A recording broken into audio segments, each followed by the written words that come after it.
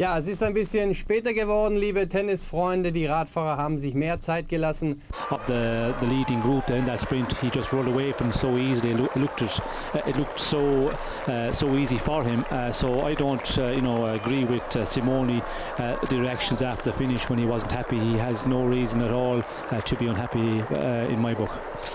No, it certainly looked like that from here, and I'm sure that you all have your own opinions on it at home if you saw yesterday's stage, but it did appear that I thought Cunego was very clever, actually. I thought he knew he was stronger than Simoni, but he did what he was asked to do. He did what he said he'd do. He shadowed the man who was strongest on that day other than himself. That was Dario Cioni, if you saw him yesterday, who really turned the pressure on to sprint away from the group as Simoni was ahead up the road and try and bridge the gap to Simoni, and Cunego had to go with him, really had no choice at all.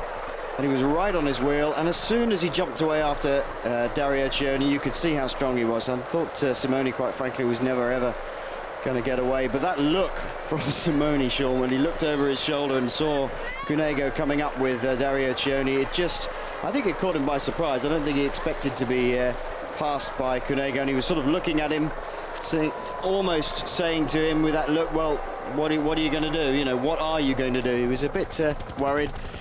And I don't think Simoni's got anything to complain about. No, well, he definitely wasn't happy with not winning the stage yesterday. I think he was expecting to win. When he attacked there, he looked very impressive, and he looked like he would go on and win the stage. But as you said, Cioni was very strong. He did, an amazing amount of chasing after Simoni, and the other riders, of course, Gontchar was there, but Cunego had to follow. He for me, that was the tactic that you would have to work in the team as the race leader, and he just wasn't good enough, and I suppose he was a bit really disappointed. And after the stage finish, I suppose everybody is so uptight, and you say things. That's often the occasion. Riders will say things immediately after finish, but it even went on last night as well, because Simoni seemed to have his meal in the restaurant, and Cunego didn't appear in the restaurant until Simoni was gone. That's the report we're getting this morning. So it went on after the stage. I wouldn't be too worried about what happened immediately after the stage when they went over the line, but as it went on into the later on the night at 9 o'clock in the evening, well, then it looks like there's a bit of a big feud between the two of the main riders in the Saeco team.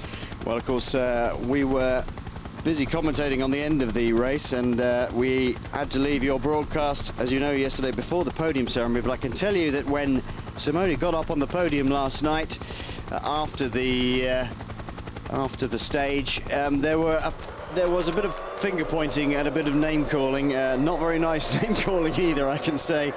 And I think, as Sean says, you're so pumped up and you're so full of adrenaline.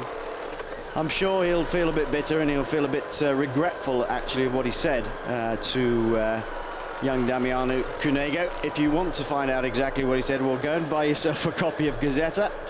And you can also get on to Gazzetta.it if you're on the web, and that'll give you the lowdown on today's stories from the Italian press. Well, let's just have a quick look at today's stage then, because the whole aspect of who Saeco will be riding for is bound to have changed. And quick bike change here, well, a wheel change. That's not good news. And there'll be a bit of chasing to catch up with the rest of the peloton. Let's have a quick look at today's stage. 122 kilometers. But 3 first category climbs today. The first of which, the Passo del Mortirolo, is an absolute killer. It's got a maximum gradient of 18%. In fact, if you look at some sources, it says 19%, which is a real nightmare. But its average gradient is over 10%. That is a very steep climb indeed. A lot of people actually compare it to Spain's Anglerud climb. So if you've ever seen that in the Vuelta, that gives you some example of what it's like. It's not quite the same as Anglerud, so it kicks up now and again, so not nice whatsoever. Well, that is Saeco boys just had his as Eddie Mazzolini. Oh, is it Specialezzi? I think that's Eddie Mazzolini, actually. number 5, not number 6. But he's got his wheel change and he'll be running back to the front. He's done so much work over the last 2 or 3 days, has Eddie Mazzolini, both for Cunego and Simoni. But surely the sensibilities of Saeco and the orders will be going with Damiano Cunego now.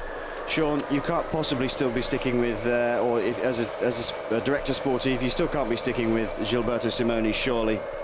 Well, I think you know, they've got a job to do, the Saeco team. You know, they have Cunego, who is the race leader. Simoni is in third position in the general classement. So you know, by riding for the race leader, they're also riding for Simoni. I think you know, the team director sportive would have to have a serious talk with the team this morning before the start and say, look, you know, we've got this race in our hands. With the winning of this race, let's not you know, blow it apart, because I think Simoni need to be calmed down a bit, need to be talked this morning, and I would reckon that would have been the tactic of Martinello, who's very experienced, and he would have pulled the team into a room together and gave them that talk, because you know, you cannot allow Simoni to start attacking the race leader here, because that would could be detrimental for the team, and they could lose everything by doing that. Yes, indeed. Well, you're looking at the breakaway group. We've got about 3 minutes over the peloton, who are on the slopes of the Mortirolo now. And we were talking about how wicked this climb is. It's very, very, very narrow as well. You look at most of the touring guides for Italy, and it's extremely narrow, extremely twisty, and very, very difficult. Join us after a short break. We'll run down who is in this breakaway group. And beautiful weather today on this stage 19 of the Giro. None of the specks and spots of rain of yesterday. Everybody in their shorts and short sleeves pretty much today. Not any chance of it looking nasty further up the mountains either. It looks like very good weather all the way to the end, and that'll be a hot day today. This man is really quite incredible. He took the bull by the horns yesterday when he saw that his team leader Gilberto Simoni just couldn't live with the pace coming up to the end of Bormio 2000, and decided, well, if Simoni isn't going to get the stage win, I'm going to get it for Saeco. I can do it, and just absolutely romped away from everybody. Good job yesterday by Sergei Gontchar as well. Nice to see him climbing well. He's a terrific time trialist, as we know, and he's climbing better than he's ever climbed, I think. You are looking at the head of the breakaway group, some 3 minutes ahead of the peloton, and a number of riders in there who we've seen on the break day after day after day, and it's the same situation back in the peloton. Saeco just monitoring the pace.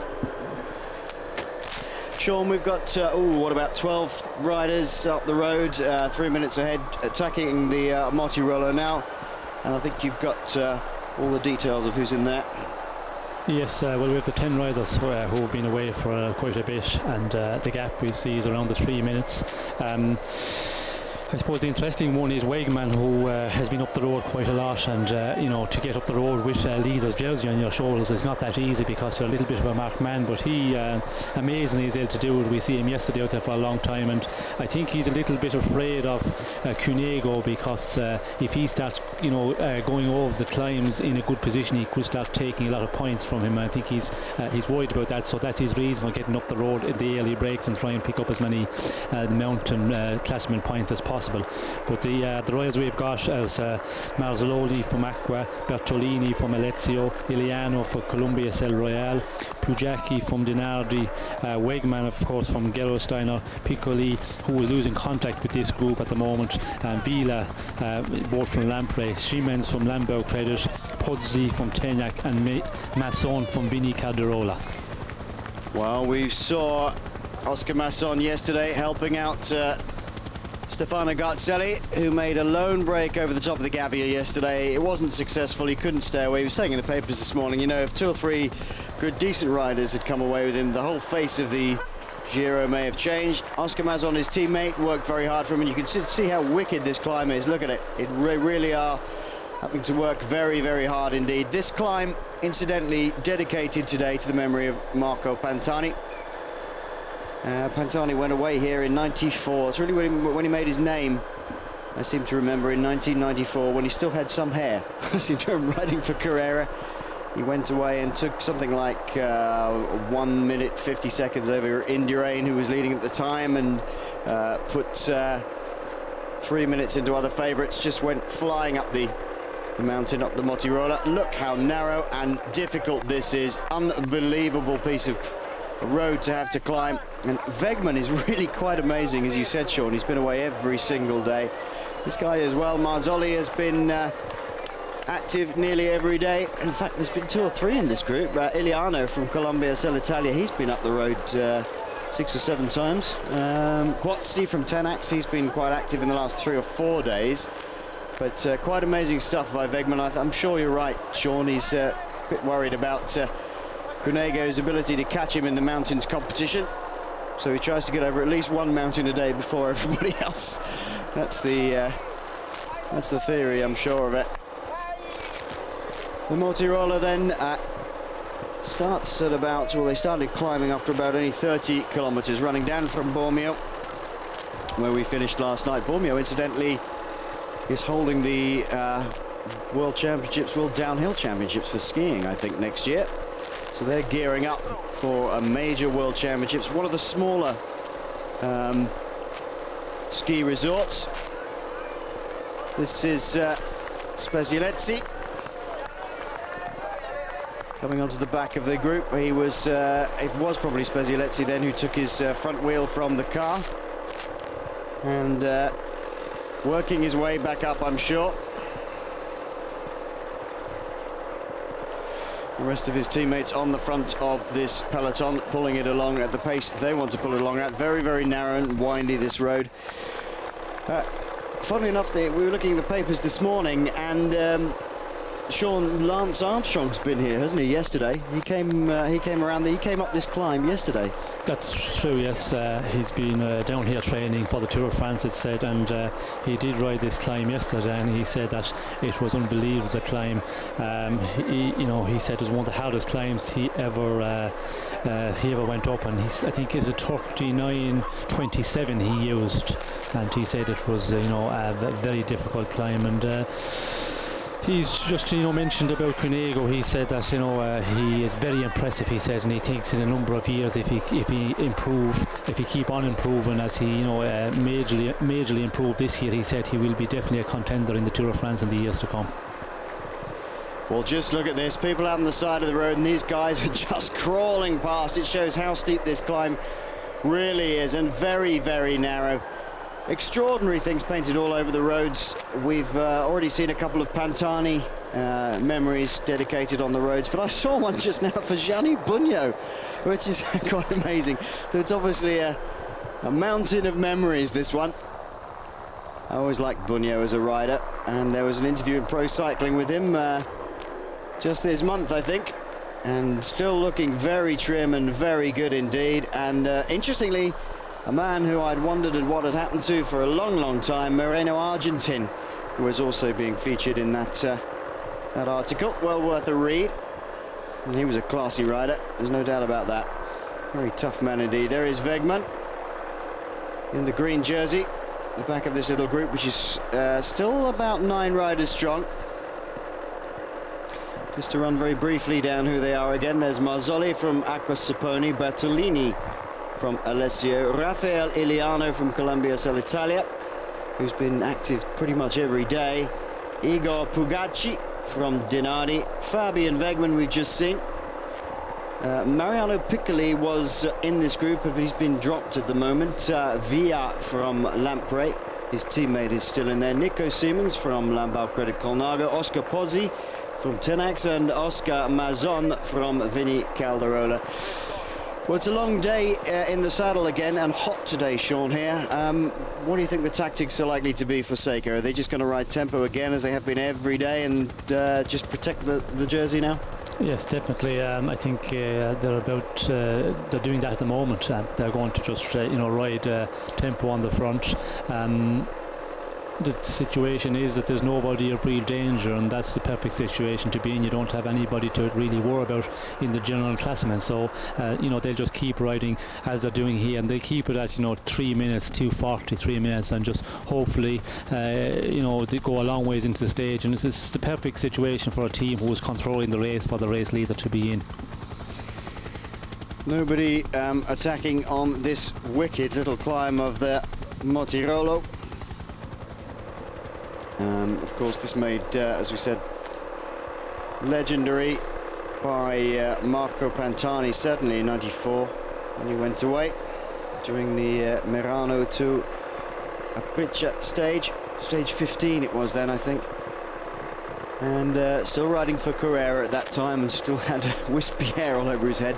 Really became sort of public figure at that time, with a tremendous lone attack on these roads. Not being seen today, nobody going off the front, none of the favourites, the pre-race favourites, or the danger men doing anything at all.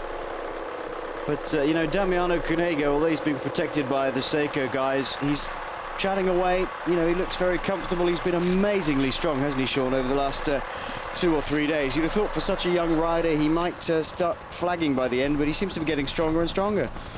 He certainly does. He's been going quite well for the past number of weeks. He's won a few very good races, and coming into this Giro, you know, he was in very good shape, and I think the question was, would he last the 3 weeks and hold on to his top shape, and that certainly has happened. You know, the way he rode yesterday, and the way he finished in that sprint, the way he just, you know, rode away from everybody with so much ease. I think it's better he's getting as this Giro is going on. We just saw a brief shot there of Radoslav Rožina, the Croatian national champion. You can recognize him quite easily from the red and white checkerboard on his shoulders. Riding for Tenex, so there's an appalling mixture of lime green and red and white checks. Really rather revolting outfit, but look at the size of that gear cluster. That's a mountain bike cluster. Look at it.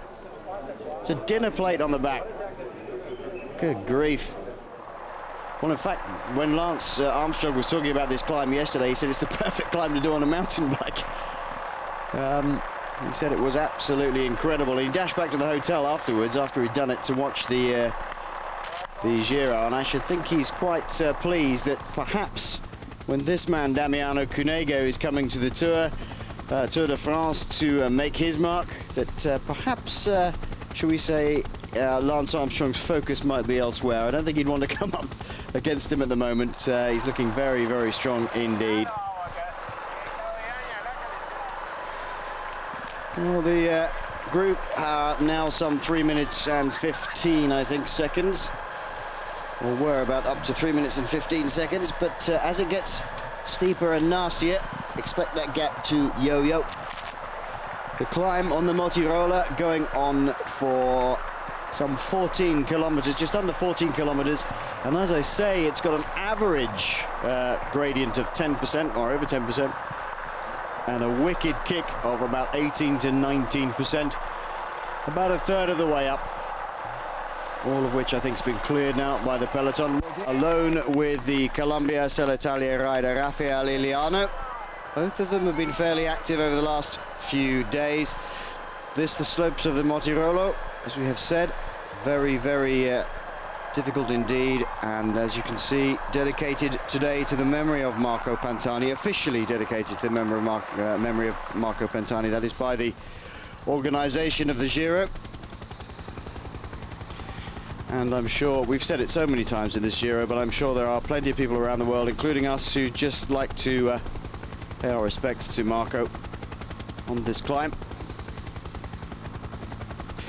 Well, Saeco continuing to just ride at the tempo they want to ride with the peloton. Some 2 minutes and 53 seconds back on that group of breakaway riders up the road. And nobody inclined to do any attacking at all today, and who could blame them? It's hot. It was a long day yesterday.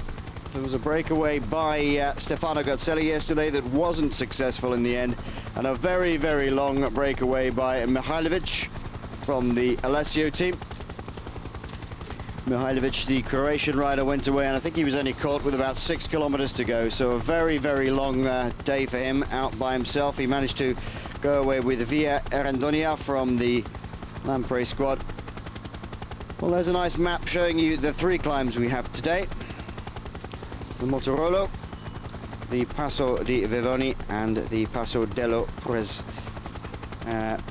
Presolana, which comes towards the end of the day. It's not actually a mountaintop finish today. We dropped down very slightly after the Presolana climb. Hey! Go on, son. Give him a push. Oh, just look at that struggle. It's difficult, isn't it? Sometimes that can be good. That can be okay, Sean, couldn't it? Getting a little bit of a helping hand from people, but sometimes it can be the worst thing you want. You sometimes don't want people pushing you along or throwing water over you or whatever you like. It can really put you off, or especially when you're going that slowly. The likelihood is somebody could give you a shove and tip you over, which is not particularly good.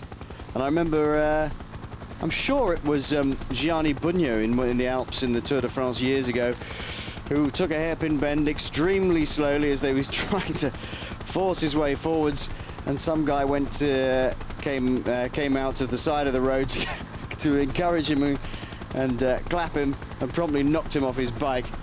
And Bugno, wearing the Italian champions jersey at the time, got up, picked his bike up and whacked the spectator with the bike, I seem to remember, and got back on again. But it can be a bit off-putting sometimes, kind of getting people pushing you up mountains.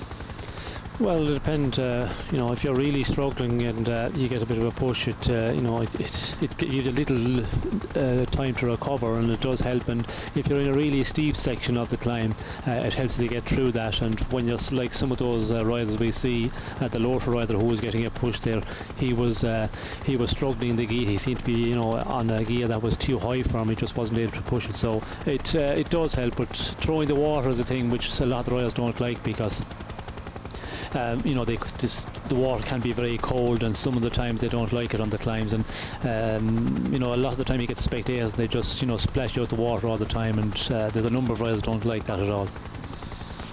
Were you one of those riders?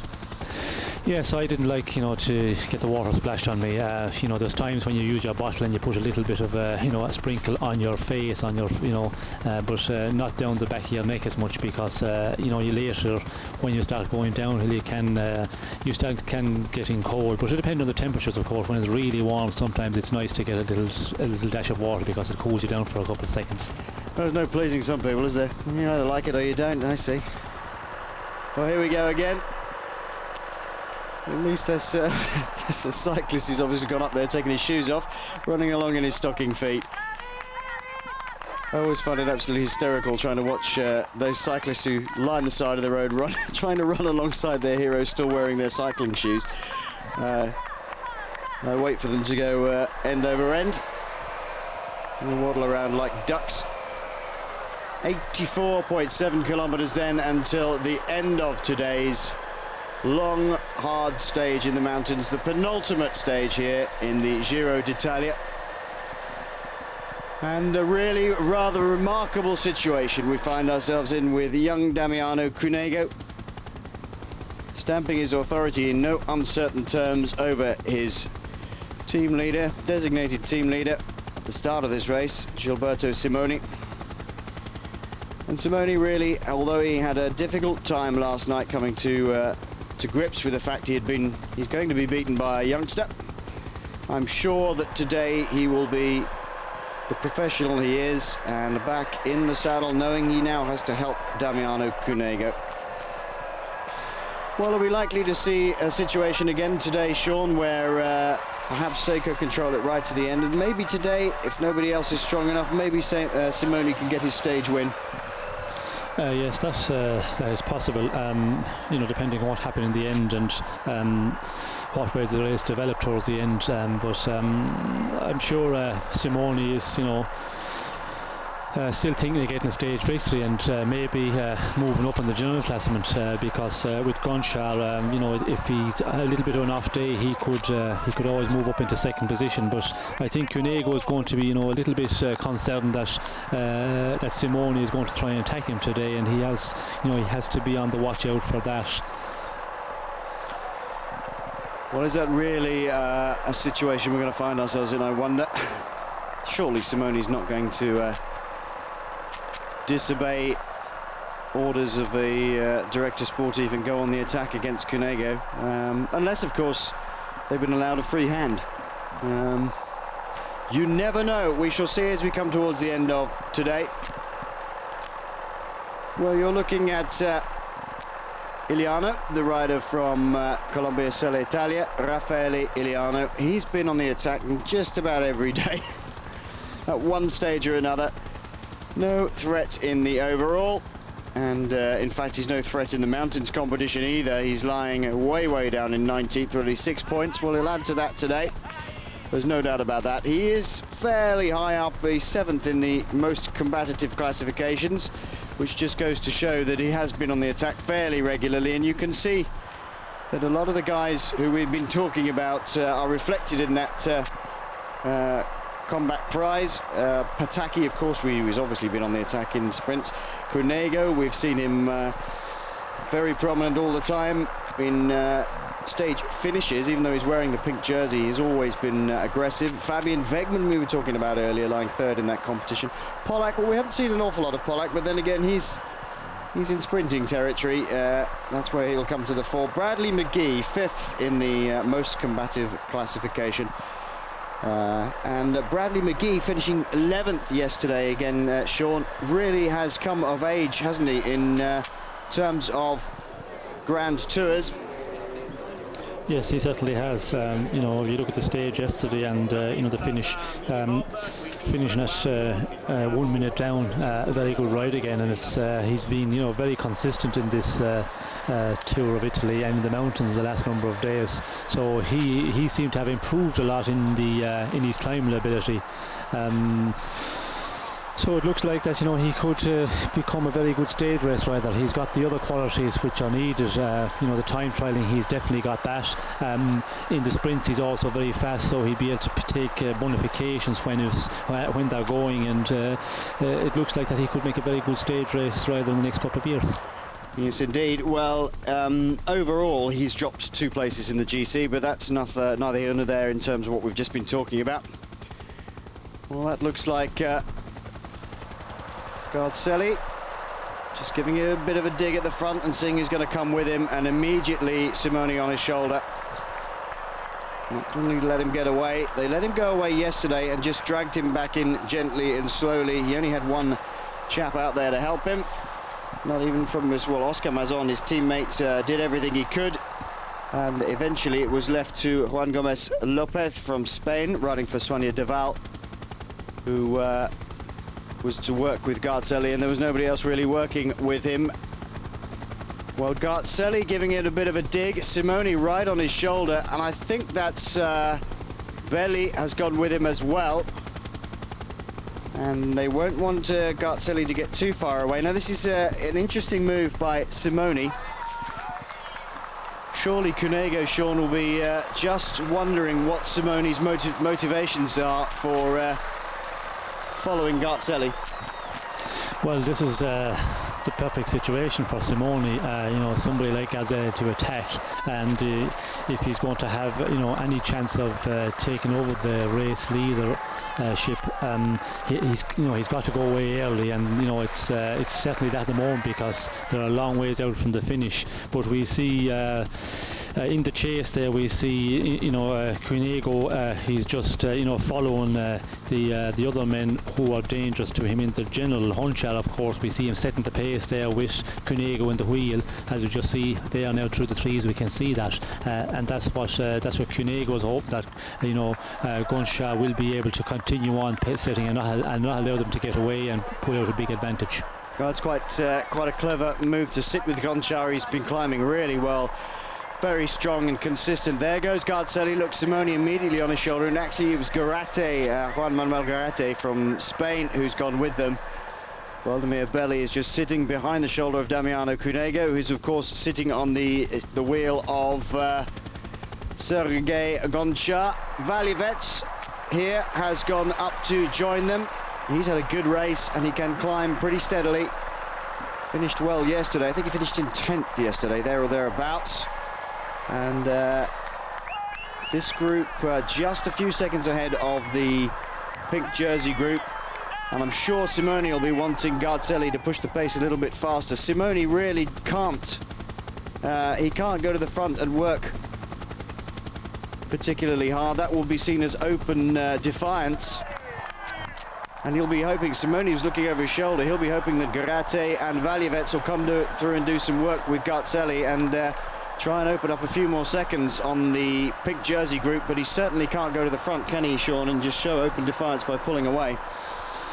No, he certainly cannot do that at the moment, you know. Muchísimas ganas, porque está noveno en la general. Yo no sé si en la mente de Garate estará el hacer sexto o quinto o no sé, pero yo creo que lo que tiene que tener hoy claro Garate es que tiene ante sí la última oportunidad de hacer algo sonado en el Giro de Italia. Y bastante más sonado que hacer quinto o sexto es ganar la etapa, ¿eh? Sí, además yo creo que lo ha hecho bien. Yo creo que uno de los hombres que él tiene que visitar era Garzelli, porque bueno, se está viendo que posiblemente haya empezado mal de forma, pero Garzelli está acabando el Giro muy bien, ¿no? Y vamos, yo entiendo, o se veía claro que lo iba a volver a intentar. Pero fíjate que no abren hueco, ¿eh? Yo creo que Garzelli está fuerte, está con ganas, pero yo creo que es más corazón que piernas lo que tiene. Sí, posiblemente, aparte de atrás, fíjate, se ha puesto Gontchar también por detrás a tirar, ¿no? Que también es un correo que va bien. Entonces, es lógico que le cueste un poquitín abrir hueco. Pero bueno, respecto a lo que está Garate, yo creo que para mí es un correo muy bueno, con una clase tremenda, y posiblemente también está acusando un poquitín a lo mejor que no haya llegado al Giro.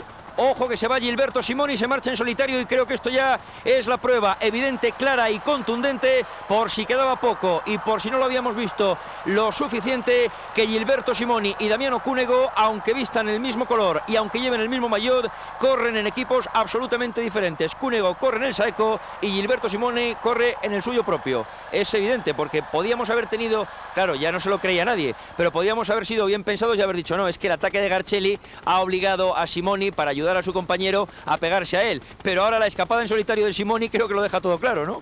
A mí me parece fatal lo que está haciendo. Es una auténtica vergüenza, desde luego. Entonces, yo puedo entender que cuando arrancó a Garzelli él pueda salir a su rueda. Bueno, de lo malo se puede entender. Si tiene la excusa... Ataque ahora... Claro. Tiene la excusa... El ataque ahora, además se ve claramente que está atacando al líder. No, es evidente, es decir, que corren para el mismo equipo, pero corren cada uno independiente. Además, lo más lógico, Ángel, hubiese sido si hubiese quedado en el pelotón y hubiese esperado, ¿no?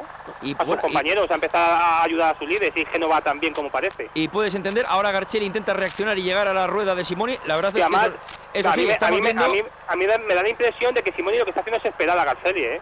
Porque también entiendo que él solo no va a ningún sitio. Es auténticamente increíble lo que estamos presenciando. Eso sí, los beneficiados de esto son los aficionados al ciclismo, que están viendo un arranque de etapa espectacular, al margen de la guerra de guerrillas, al margen del pulso y del duelo abierto entre Gilberto Simoni y su compañero Damiano Cunego. Esto va en beneficio del espectáculo, porque estamos viendo un auténtico etapón. Fíjate que va hablando Damiano Cunego con alguno de sus compañeros, debe ir jurando en hebreo y acordándose del papá, la mamá y toda la familia de Gilberto Simoni. Esto es algo casi inaudito en la historia del ciclismo, ¿eh? Mira, Ángel, es que se ve claro, se ve claro que está esperando a Garzelli.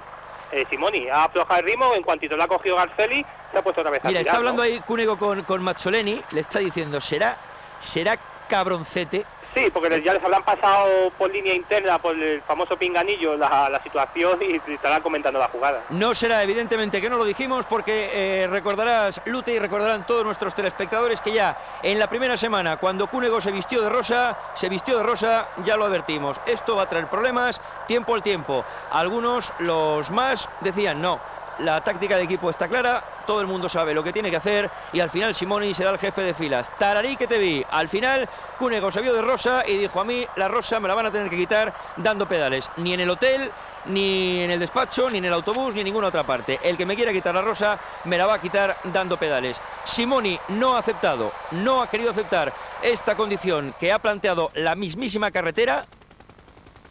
no lo ha querido aceptar y ahí está la situación. El peor enemigo de Cunego es Simoni, y Simoni que ha lanzado un ataque para ver si por fin logra desbancar a su compañero. Me comunican a través de la línea interna que tenemos contacto con José Almachín, el director del equipo Saunier Duval. Ahí estamos viendo a Juan Magárate con apuros para intentar llegar a la rueda de Garzelli y Gilberto Simoni, a la que se ha incorporado también el corredor esloveno, el hombre del Fonac, Tadek Valjavec.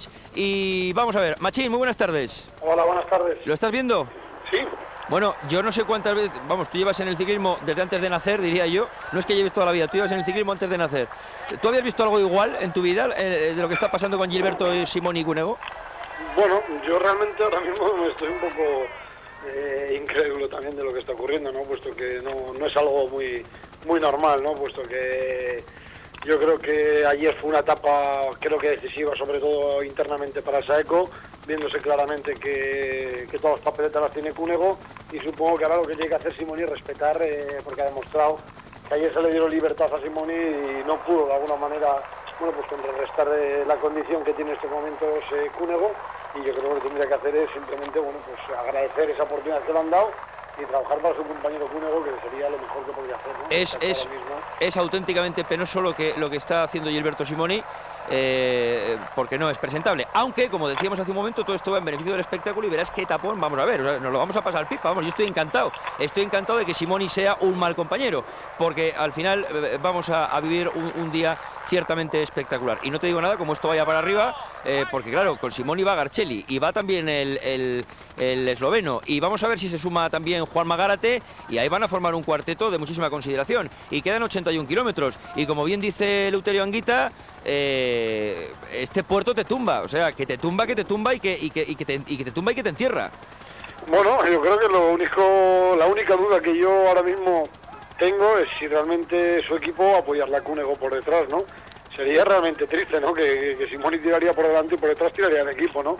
Con lo cual no sé hasta qué punto, bueno, pues la decisión de apoyar al líder seguirá o no. Ahora en estos momentos solo creo que vaya Mazzoleni con él, pero bueno, Mazzoleni ha demostrado que es uno de los hombres, junto con Cunego y Simoni, más fuertes del Giro, y no lo sabemos si va a hacer un trabajo de equipo para Cunego, simplemente se van a mantener los dos como se está manteniendo al transporte de Nardi. No, de momento da la impresión de que no. Vamos a ver, porque estamos a 3 kilómetros de coronar el Mortirolo, 3 últimos kilómetros tremendamente duros. Ahí estamos viendo el grupo que comanda Garzelli, Simoni detrás de él, inmediatamente el esloveno. Lamentablemente no ha podido ganar la rueda buena de estos tres corredores, Juan Magárate.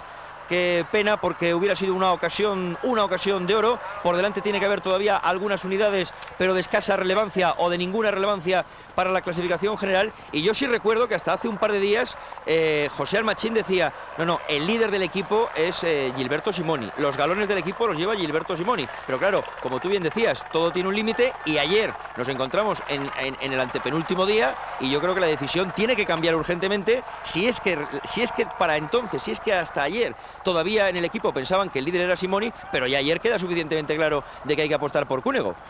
Yo creo que queda las etapas que quedan, y yo no creo que entre hoy y mañana que se pueda arriesgar un Giro Italia como se está arriesgando, particularmente lo que pienso, teniendo a un líder como es Cunego, con la seguridad que ha demostrado, con la recuperación que tiene.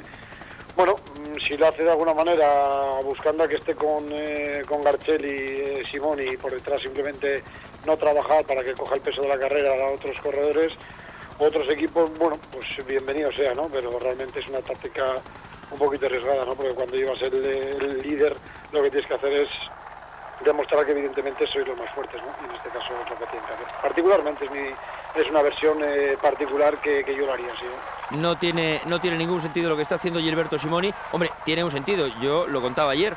Desde el propio equipo Saeco, es decir, que yo no hablo de oído ni me han dicho que desde el propio equipo Saeco me han dicho que es insoportable lo que está pasando ahora mismo dentro del equipo. Es absolutamente imposible la convivencia. Claro, alguien podrá decir, bueno, y el director deportivo, tenemos a uno en antena, José Almachín, alguien dirá, bueno, ¿y el director deportivo qué hace? Pues el director deportivo ha intentado por todos los medios hacer razonar que lo importante son los intereses del equipo, que lo importante es la situación de carrera y que los galones están muy bien, pero que es que luego la carretera pone a cada uno en su sitio. Y en este Giro de Italia la carretera ha puesto a Simoni por detrás de Damiano Cunego. Y a partir de ahí es como hay que hacer las cosas. Bueno, pues Simoni ha dicho que se lo pasa todo por el forro, que no quiere saber absolutamente nada y que él va a ir a su bola y que cuando acabe el Giro ya hablaremos. Fíjate qué situación para el director deportivo. Sí, realmente es una convivencia difícil, ¿no? Puesto que muchas veces los compañeros ya no saben si postularse por uno o por otro, ¿no? Eso suele ser realmente el problema, ¿no? Lo que normalmente al final acaba imponiéndose es un poco la decisión del director, ¿no? Aunque sea equivocada o sea errónea, pero alguien tiene que asumir la responsabilidad y evidentemente el que asuma la responsabilidad tiene que asumir esos riesgos que conlleva, ¿no? El director deportivo, aunque sea en un equipo tan peculiar y estamos hablando de dos superfiguras, una consagradísima ya como Simoni y otra pues ya consagrándose como el chaval, el director deportivo, hombre, lo fácil es en un equipo modesto mandar a un corredor que no conoce nadie a casa por un acto de indisciplina, pero el director del equipo Saeco puede coger y decir, mira, tú no me haces ni caso, mañana te bajas de la bicicleta, te haces la maleta y te largas para casa. No, porque son situaciones que parecen muy fáciles desde claro, fuera, desde por eso digo. Son situaciones muy complicadas. Simoni, como todos sabréis, tiene un contrato muy alto, el cual prácticamente el Giro es el círculo donde reside ese contrato tan alto, ¿no? Si en estos momentos la malla rosa, que es Cunego, juega a regalarla, no creo que estemos. Y luego, bueno, pues también es una situación un poco particular, ¿no? Puesto que Cunego está muy allegado, digamos, a Martinelli. Martín es un tío, creo que bueno, pues con los pies puestos en el suelo, un tío que sabe torear estas situaciones, pero realmente Simoni pues es el que ha ganado el Giro los dos últimos años precedentes, con lo cual esa índole de ganador, esa índole de favoritismo impide de alguna manera pues que se tenga que resistir ante un corredor tan joven y que de alguna manera la solidez que está demostrando el chaval, ¿no? Que ya no solo el hecho que esté andando fuerte, ¿no? Sino que ayer lo hizo, yo creo que francamente bien, porque en el momento que arrancó su compañero, él se puso paralelo a Cioni y eso es un gesto que te hace indicar de alguna manera, bueno, pues aquí estoy yo y no tires mucho más porque voy fácil, ¿no? Si se hubiese puesto a rueda, cabe indicar como diciendo, bueno, pues llévame hasta mi compañero que luego ya me preocupo yo. Y hasta prácticamente los últimos 400 metros no inicio el sprint, lo cual significa que la actitud de Cunego para mí es digna de alabar, ¿no? No digo lo mismo de Simoni. Evidentemente eso es lo que estamos viendo y así lo estamos contando. Después volvemos, gracias Machín, después volvemos con el director deportivo del equipo Saunier Duval, porque estamos a punto de coronar la cima del Mortirolo. Por arriba Raffaele Iliano, fuera de concurso, no tiene nada que hacer en la clasificación general, pero está mandando en la etapa, está muy cerquita de coronar la sucesión de hombres que van en puestos intermedios y el trío con Gilberto Simoni intentando abrir hueco para distanciar a su compañero de equipo y líder Damiano Cunego. Junto a él la inestimable ayuda de Stefano Garzelli, que busca recuperar el tiempo y acercarse lo posible al podium, y el esloveno, que empieza a tener ya alguna dificultad en los últimos kilómetros de ascensión al Mortirolo, Valjavec, y que va haciendo la goma a la pareja italiana configurada por Simoni y Garzelli. Ahí estamos viendo de nuevo a Raffaele Iliano, cabeza de carrera, bastante público hoy en los márgenes de la carretera, flanqueando el paso de los ciclistas en esta formidable y soberbia ascensión al paso del Mortirolo. Recuerden que arriba del todo nos van a quedar todavía muchísimos kilómetros para la conclusión, tantos como 80, porque en el momento de la coronación estaremos en el kilómetro 42, el cielo prácticamente despejado al 100%, algún rastro de nieve a pesar de todo en las cumbres más altas de esta zona dolomítica, y hoy el festival del ciclismo, el espectáculo deportivo y el espectáculo de la televisión en directo y también de los aficionados que están prácticamente ocupando todas las praderas próximas a la cima en una excursión mayúscula y mayoritaria para aprovechar este día sábado y vivir una jornada en todos los sentidos apasionante. De nuevo los tres que están siendo el objeto de todas las miradas, de toda la atención y de todos los ánimos de los seguidores. Por delante Iliano, y veíamos hace un instante a Garzelli, a Simoni y al corredor esloveno. Detrás hemos visto fugazmente Lute, la presencia del pelotón. Hemos visto lo que hacía Cunego, hemos visto la actitud de sus compañeros. ¿Qué lectura le das? Pues no sé, la verdad es que me estoy cada vez, cuanto más veo las imágenes más me sorprende, ¿no? Fíjate la ascensión que está haciendo Simoni, que parece que se acaba la etapa arriba, ¿no? Está claramente que quiere sacar más tiempo al líder o a su compañero, como queramos. Y bueno, lo que no entiendo tampoco por detrás un poco Cunego, ¿no? Cunego, bueno, entiendo que está dejando hacer a otros equipos, como el equipo de Gontchar, y él se está dejando llevar de momento. No creo que vaya tan mal como para que él no pudiese tirar, ¿no? Pero bueno, se ha encontrado que el equipo de Gontchar tiene que tirar y bueno, y eso está aprovechando esas circunstancias. Vamos a ver que está ya metido dentro del último medio kilómetro de ascensión Raffaele Iliano, este modesto corredor del Sele Italia. Muchas pancartas en el recuerdo al inolvidable Marco Pantani y Raffaele Iliano, entre una auténtica nube de aficionados y de tifosi que están esperando la llegada de sus grandes ídolos. Está muy cerquita de coronar. Luego puede que acabe la etapa a muchos minutos del ganador, pero lo que no le va a quitar absolutamente nadie es el lujo y el prestigio y el honor de decir que un día él pasó por el Bortolo primero. Ahí estamos viendo esas imágenes increíbles. La cima a Pantani, el recuerdo para este soberbio corredor que lamentablemente nos dejaba el pasado 14 de febrero. Eligió el día de San Valentín, el día de los enamorados, para dejarnos a todos tristes, muy tristes, con su lamentable desaparición. Esas imágenes que nos recuerdan lo que fue, sin lugar a dudas, Lute, o al menos desde mi punto de vista, el ciclista más espectacular y el escalador más poderoso. Yo diría que, no sé si es exagerar decir de todos los tiempos, pero me da la impresión de que muy pocas veces en la historia del ciclismo hemos podido disfrutar tanto como viendo a Pantani en el Mortirolo, en el Gavia, en Francia, en el Tourmalet, en el Obisque, en todos los sitios, ¿eh? Yo creo que sí, ¿no? Yo creo, como tú bien dices, es el escalador por excelencia, ¿no? Ha habido muchos grandes escaladores, estamos de acuerdo, pero yo creo que uno de sus características, de su peculiaridad, y con esa clase y de esa forma de subir que tenía, yo creo que es el único, ¿no? Y yo creo que, como bien dices, hoy es un homenaje impresionante. A mí simplemente con ver las imágenes de televisión se me ponen los pelos de la piel de gallina, ¿no? Yo creo que ver tanta gente ahí en este paso tan bonito dedicado a Marco Pantani, simplemente por eso merece la pena hoy la etapa. La verdad que sí que es un auténtico espectáculo, y sobre todo recordar emocionadamente cuántos y cuántos días de gloria hizo vivir Marco Pantani al ciclismo italiano, cómo engrandeció este deporte, cómo arrasó con las audiencias, cómo arrastraba a los aficionados a las carreteras y a las televisiones para seguir lo que él hacía en todos los puertos, en Italia, en Francia, también en España. En fin, que el recuerdo inolvidable para un hombre que, como bien decía su madre, entre todos le mataron y él solo se murió. Lamentablemente no está con nosotros Marco Pantani, pero nunca, por más años que pasen, por más giros que veamos, por más tours que contemplemos, por más que ocurra en esta vida, nunca podremos olvidar al gran, al bueno, al enorme, al formidable y al maravilloso pirata Marco Pantani. Acaban de transitar por el Mortirolo Simoni, Garzelli, Baljanek a 1:15 de Iliano. Y ahora vamos a ver el retraso de la malla rosa. Ahí le vemos asomar tímidamente.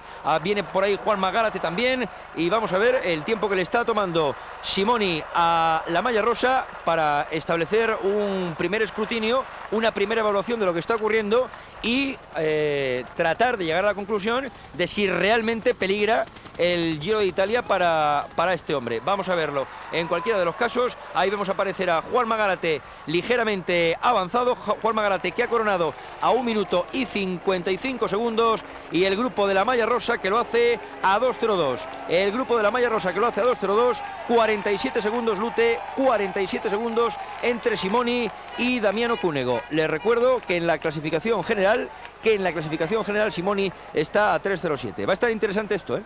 Va a ser interesante, sí. Además, un tiempo que no es excesivo de momento, pero como quedan muchos kilómetros, quedan muchos puertos todavía, y al final va a estar muy interesante.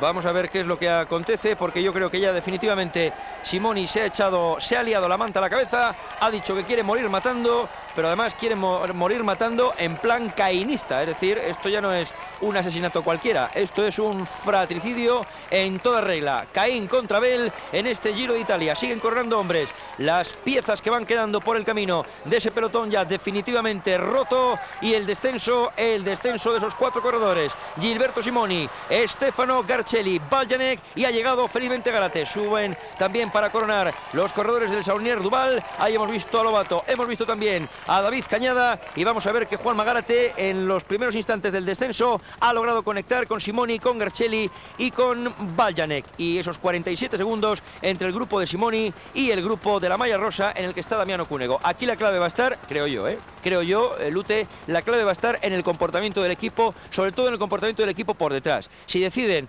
ayudar a Cunego o deciden pasar de todo, porque claro, llegará un momento en el que dirán, oye, mira, mataros entre vosotros dos, ¿no? Claro, pues ahí está el gran problema, ¿no? Este gran problema que tenemos ahora mismo y el gran problema que tienen los propios compañeros, tanto de Cunego como de Simoni, ¿no?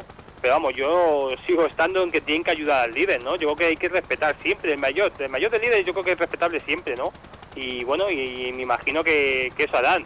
Pero bueno, también el director tendrá que decir algo y los propios compañeros, los propios ciclistas tendrán algo que decir, ¿no? Yo creo que por eso hoy la etapa es interesante y veremos a ver cómo se decide. En cualquiera de los casos, bueno, cada uno en su casa pues ya sabe lo que tiene que hacer, supuestamente, pero yo me imagino que, sé que ha habido momentos de muchísima tensión, pero yo ahora me pongo en la piel, no ya del director deportivo solamente, yo ya me pongo en la piel incluso de los, fíjate cómo ahora, a ver qué es lo que está, porque además creo que es Pachivila, ¿no? Es Pachivila el que estaba haciendo ahí, no sé exactamente qué indicación. Te decía, Lute, que yo me pongo en la piel de los compañeros, que me imagino que ya habrá llegado un momento en el que les habrán reunido en la habitación y les habrán dicho, bueno, vamos a ver, ¿a qué estáis jugando? Porque nosotros hemos venido aquí, estáis luciendo vosotros, que sois los líderes, etcétera. Nosotros hemos venido aquí a ayudaros, a ayudar al equipo. Nos estamos pegando todos los días, y eso lo hemos visto en las etapas llanas y en las de montaña, nos estamos pegando todos los días una paliza. Me estoy acordando del trabajo soberbio de Mazzoleni, del trabajo de Fornaciari, del polaco, del trabajo de Specialetti, de Bertagnoli, de Tonti, antes de... O sea, el trabajo... Y claro, que después, por una pelea de dos personas, claro, es que es para cogerles de la pechera. Sí, Ángel, lo que pasa que hasta prácticamente el día de hoy o el día de ayer el trabajo era prácticamente en conjunto para los dos, ¿no? Nunca se había dado una situación con la que hay ahora, de un corredor por delante en fuga y por detrás el líder, que qué se hace si se tira o no se tira. Cuando hasta el día de hoy prácticamente que los compañeros seguían trabajando, era prácticamente por los dos compañeros que iban juntos, ¿no? Esta situación yo creo que es nueva en este Giro y ahora es a ver qué decisión se toma, ¿no? A ver qué decisión toman los compañeros. Estamos en pleno descenso del Mortirolo, un descenso muy largo, muy pronunciado, muy dificultoso.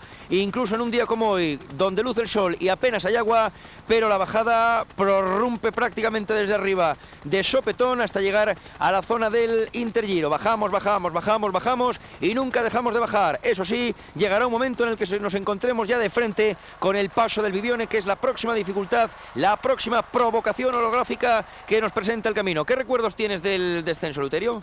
Bueno, pues un descenso muy complicado, ¿no? Me acuerdo que se calentaban mucho las ruedas y las zapatas, ¿no? Parecía leía como a quemado de las zapatas de los frenos, ¿no? Como cuando un camión hace un descenso y le huelen los ferodos, pues algo parecido, ¿no? Al final, no sé si recuerdo que incluso porque por aquella época se usaban mucho los tubulares, me parece que incluso de tanto frenar, se había calentado tanto la llanta, que había tubulares que se despegaban. O sea que incluso era hasta en ciertos momentos peligroso el descenso. No os llovió aquel día, ¿no? No, me acuerdo perfectamente que hace un día muy parecido hoy, con un sol, un calor impresionante. Pues mejor así, porque esto con agua es prácticamente una pista de patinaje. Y también los terraplenes, porque claro, hay momentos en los que tienes verde a la derecha, verde a la izquierda, pero hay algún precipicio que otro que te pone, eso sí que te pone los pelos de punta. Los hay. Hay algunas curvas que hay un pequeño perfil, o había cuando yo hice el descenso de estos perfiles que... Para aguantarla. Me parece que había ahí alguna avenida. Sí, no, era un pinchazo de Belli. Es Belli que había pinchado, sí, pero que ya rápidamente se ha reincorporado. Sí, pues te decía, ¿no? Que hay precipicios que están con una valla de seguridad y la verdad es que había muchas curvas que te abres para poder coger la vía y veías el precipicio y la verdad que se te ponían De corbata. Se te ponen los cataplines de corbata, porque si te vas al suelo, no es que te vayas al suelo, es que te vas muchos metros va abajo, rodando para abajo y es absolutamente peligroso. Fíjense la trazada, eso sí, el espectáculo hermosísimo, el giro a la derecha, el giro a la izquierda, la pericia, la habilidad, la agilidad de los corredores en pleno descenso del Mortirolo. Hay que arriesgar y el riesgo comporta siempre muchísimo peligro, pero qué bonito, Eleuterio, qué bonito es este deporte cuando el trazado acompaña y cuando los ciclistas tienen ganas. Ahí está llegando el pelotón principal, donde vemos a Igor Astarloa ya muy retrasado, también Petacchi a la cumbre del Mortirolo. Digo que este deporte, cuando te ponen una buena carretera, cuando hay un descenso bonito, cuando hay una buena subida, no hay un deporte más hermoso que este. Seguramente que no, Ángel. Cuando a los ciclistas nos ponen las condiciones necesarias para el espectáculo, nosotros mismos de por sí ya estamos preparados para hacerlo, ¿no? Y de momento se está viendo. En cuanto hay un poquitín de montaña o de repechos o algo, el espectáculo está garantizado. Es absolutamente impresionante, además, unos parajes estremecedores por su belleza, con esa infinita arboleda, con un bosque espeso, que parece que se va a tragar la carretera, y con ella los ciclistas. Y ahora veíamos las imágenes de cómo está bajando Damiano Cunego, un hombre que se mueve perfectamente en todos los terrenos, para arriba, para abajo, en el medio, hacia la derecha y hacia la izquierda. Vamos a ver, fíjate, 8 minutos 24, el grupo de Petacchi, en el que iba Astarloa. Estos con llegar mañana a Milán, digo Petacchi además, y tener la oportunidad de conseguir la novena, tienen bastante, no tienen ni prisa ni nada. Hombre, pendientes un poquito del reloj para no entrar fuera de control, pero no, hoy día de excursión. Lo veo difícil que lleguen fuera de control, no. Es muy difícil porque quedan pocos kilómetros y hay mucho tiempo en esas etapas. No sé exactamente el porcentaje que habrá en esta etapa de hoy, pero para lo mío habrá muy cerquita de 40 kilómetros de fuera de control, de 40 minutos para el cierre de control. Hoy, ¿no? de excursión, hombre, una excursión durita. Una excursión, yo las excursiones me la tomo de otra manera. Ya. No me hago una excursión de 100 y pico kilómetros pasando por el Mortirolo. No, desde luego, pero bueno. No, te entiendo perfectamente. Pero evidentemente no corren esos hombres con la misma tensión, ni con la misma necesidad, ni con la misma presión que los que realmente se están jugando algo. Volvemos a la cabeza de carrera, donde nos habíamos olvidado de Raffaele Iliano, este modestísimo que, como decíamos antes, al menos va a tener el honor de contarle un día a sus nietos que un día pasó por el Mortirolo en primera posición. Fíjate cómo está bajando con esa posición aerodinámica para aprovecharse del viento o para evitar que el viento le cause algún tipo de estrago. Esa posición que tanta gracia nos hace a veces por lo espectacular que es y por lo peligrosa que puede resultar si te encuentras con algo en el camino, pero la belleza yo creo que es absolutamente incuestionable.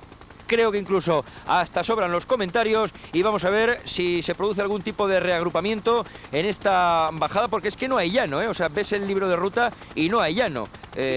Terminas de bajar y directamente enlazas con el Bibión, es decir, que no hay, Lute, espacio para digamos, reorganizarse la carrera. Esto ya va a ir loco ya todo el camino hasta la meta.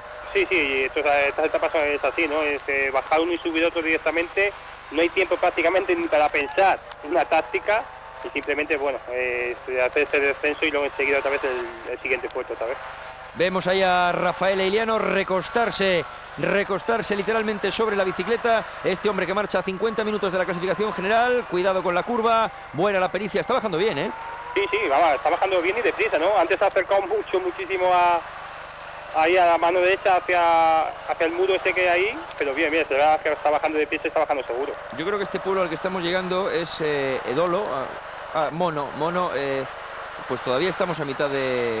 Sí, queda bastante bajado todavía. Todavía estamos a mitad. Bueno, aquí, como bien recordará seguramente, aquí todos los pueblos son iguales, o sea, son prácticamente iguales, calcados el uno al otro. Y yo recuerdo, decía Edolo porque hemos estado allí, algún año he terminado allí el Giro o algo. Algo recuerdo yo de Edolo. Puede que fuera algo relacionado con el Giro o puede que no. Pero ahí estamos viendo el descenso, vemos la repetición. Mira, de la yo te decía, ¿no? Cómo se había juntado al muro. Sí. Fíjate cómo pasa. Es que además hay rozas y el codo, se pega con el codo. Hay rozas y te dejas ahí 2 metros de piel. Fíjate. Es preciosa la imagen a la vez que tremendamente peligrosa. Porque sí, pero bueno, se le ve seguro, ¿eh? Sí, está bajando, pero sí. se le ve perfectamente acoplar su bicicleta y con cierta seguridad, ¿no? Hay que recordar que se baja muy rápido también, ¿eh? Habrá momentos que, en este puerto no, pero muy cerquita de los 80-90 kilómetros por hora sí que se cogerá. A 80 y no se puede coger más porque es que hay muchas curvas. no tenemos que olvidar que es un puerto con muchísimas curvas, entonces no se puede coger una gran velocidad, pero a 80-90 seguro que está bajando. Ahí estamos viendo al grupo de la malla rosa, ese es Popovych. Ahí tenemos al ucraniano, detrás de él me parece que es Cioni, el corredor del equipo Fassa Bortolo, el que va por ahí, a la espalda de Popovych, Cioni, y la malla rosa, al que le queda un hombre ahí detrás de él, que ahora mismo no distingo quién puede ser. Me parece que era Mazzoleni. Sí, debería ser Mazzoleni. Me ha parecido en una visión anterior que era Mazzoleni. Y seguimos viendo esa bajada, fíjate lo que queda, si es que estamos todavía a mitad, queda más de la mitad de la bajada. Sí, queda